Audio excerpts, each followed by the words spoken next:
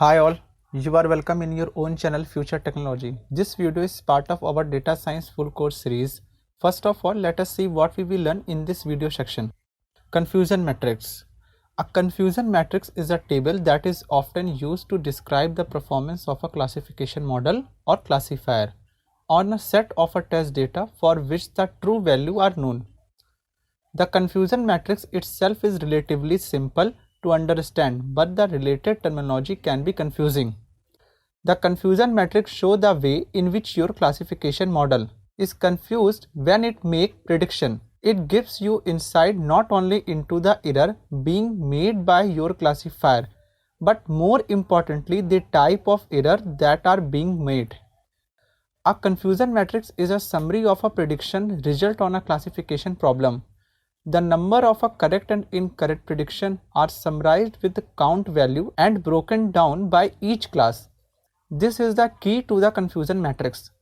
The confusion matrix shows the way in which your classification model is confused when it makes prediction. Guys, as you see in a table, definition of a term, positive P, observation in a positive, for example, is an apple, negative N. Observation is not positive, for example, is not an apple. True positive, TP. Observation is positive and is predicted to be positive. False negative, FN. Observation is positive but is predicted negative. True negative, TN. Observation is negative and is predicted to be negative. False positive, FP.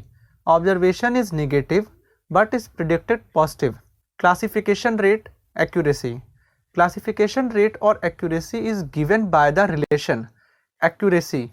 Accuracy is equal to TP plus TN upon TP plus TN plus FP plus FN. Here TP is a true positive, TN is a true negative and FP is a false positive and FN is a false negative. Recall.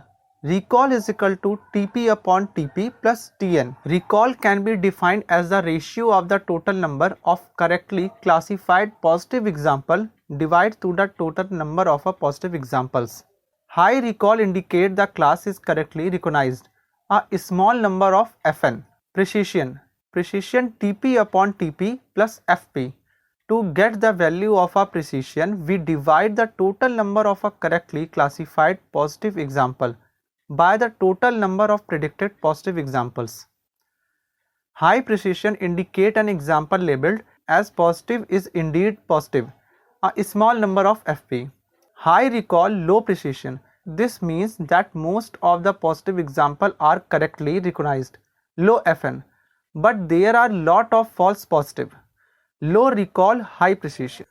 This shows that we miss a lot of positive example, high FN, but those we predict as positive are indeed positive, low FP. Example, confusion matrix for a binary classifier.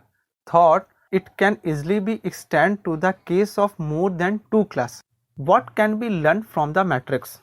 There are two possible predicted class, yes and no. If we were predicting the presence of a dices, for example, yes would mean they have the dices and no would mean they don't have the dices. The classifier made a total of a 165 prediction. Example, 165 patients were being tested for the presence of the dices.